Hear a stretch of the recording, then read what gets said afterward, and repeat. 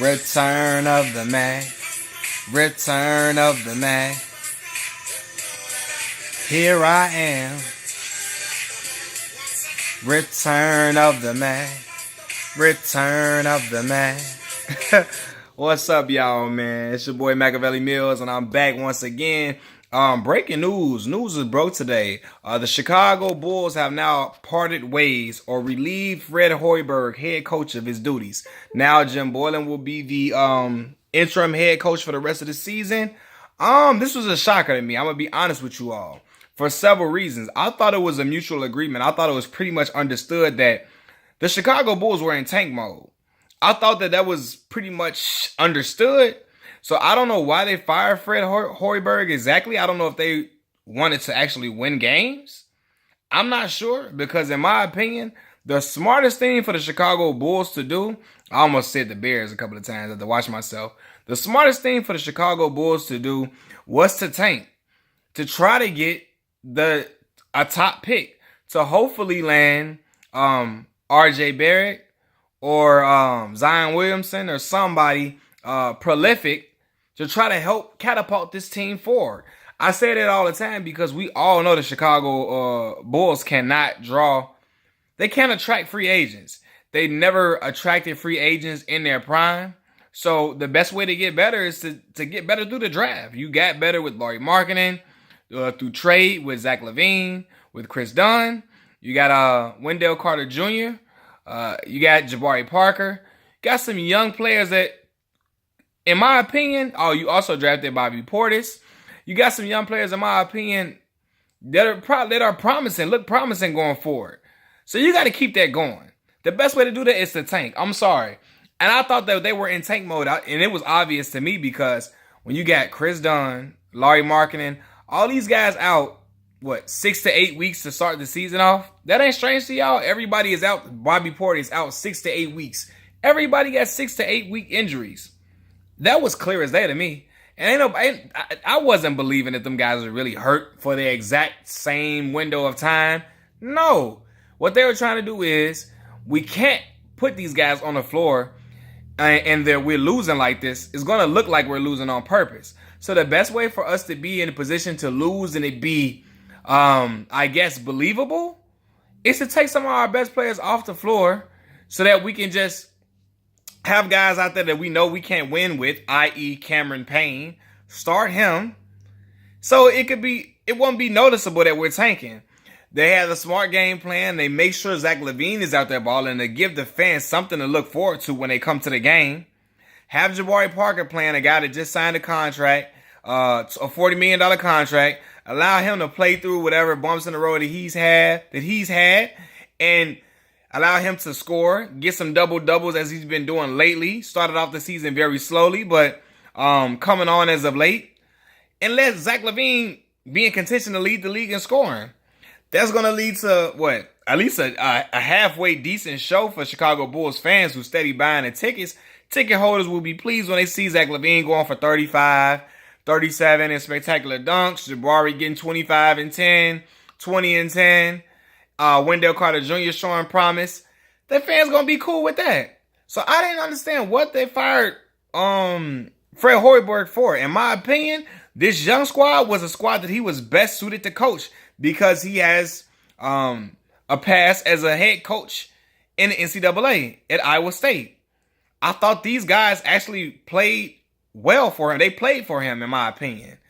At first, when he first got to the Bulls in Derrick Rose's last season, I thought he wasn't a guy for the job. I thought he should have been gone. I thought he did a bad job. But after all the veterans were cleared out, I actually thought he did a good job coaching the young guys. I thought they took to him well. I thought they respected him. I thought they played for him. And I thought that these were the guys that he was going to be able to rise with.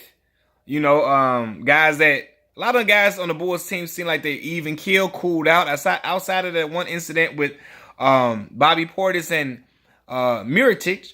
And Mirotic is gone. So I thought these guys were going to play well for Fred Hoiberg. And I'm like, okay, you got young guys. This is the best. He's used to coaching young guys. Keep him there to coach them boys. So I don't know what the plan is now. I don't know if they're going to bring in somebody like Mark Jackson next season. Are they going to try to make Boylan the head coach now? I don't know. Did he get into it with Gar Forman and John Paxson? Who knows? In my opinion, Gar Pax, this Gar Forman and John Paxson, they've been blaming coaches for the last couple of years now. At some point, they got to look at themselves in the mirror if they're not pleased with the results that they're getting. I'm trying to figure out what were they trying to get out of this season anyway. I thought it was pretty much understood in Chicago that we're rebuilding. You got some people that's not aware of that. I don't know why you wouldn't be aware of that if you really know basketball, because we cannot draw free agents. We've never been able to do it, draw free agents in their prime, particularly because Chicago doesn't like to pay their players. I thought they made a move in the right direction with paying Zach LaVine. Yeah, some guys, some fans, all on Twitter, all on Facebook, down in it, pissed off. Why would you pay him that much money? You shouldn't have never matched Sacramento for the money that they gave him. And I thought they were crazy because Zach was averaging 20 points on a team where he was the third scoring option in Minnesota before he came to Chicago. He was the third scoring option behind Andrew Wiggins and Karl Anthony Towns. And he still was averaging 20, getting you a dub a game. So he showed promise to me. And last year when he came back from injury, he showed great promise. And so I was like, great. The Bulls paid somebody they were supposed to pay. And I was shown that he is a guy that can fill it up, can score at a high volume, and a guy that you need going forward in his rebuilding process. I think he's a key guy. He's young. Although he had the ACL injury, he's dynamic. Again, he can score. He can shoot. And, I mean, he can make the crowd roar with the type of dunks that he can. Like, the high-flying ability is box office. He's not box office as what a Zion Williamson would be, or I think RJ Barrett is just that guy. I don't care. I don't care how y'all thought about how he closed that game in Gonzaga. Yes, he made some selfish mistakes, but I think his game overall is phenomenal. I think he's an overall better player than Zion.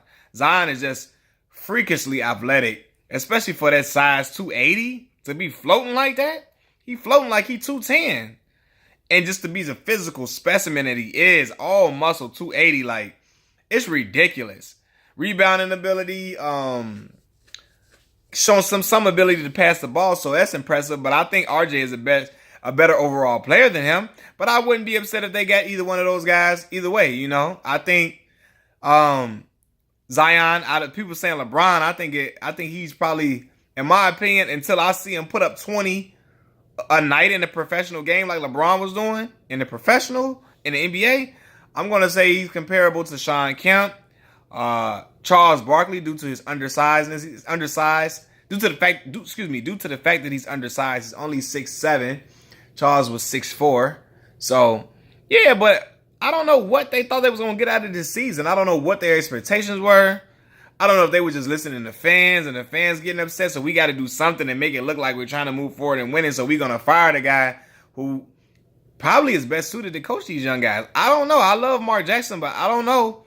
I don't know. Well, I think Mark, he's eager to find another job, so.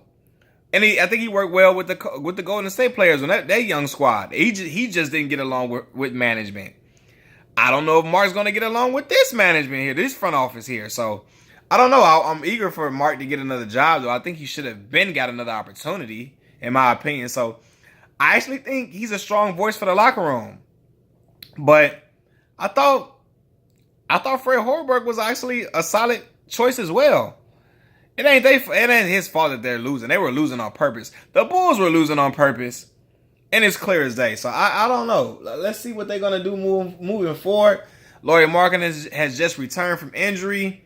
Chris Dunn, I think he should be slated to return soon. So we're going to see what comes of that. But honestly, I'm not sure what they were so disappointed in. I don't know. Was it the major blowouts from Golden State? That's Golden State, though. Come on, man. Come on.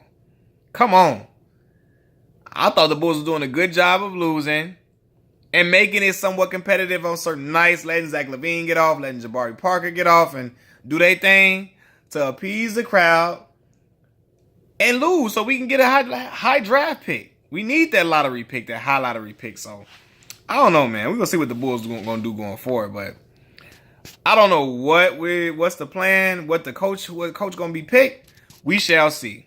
I'm out.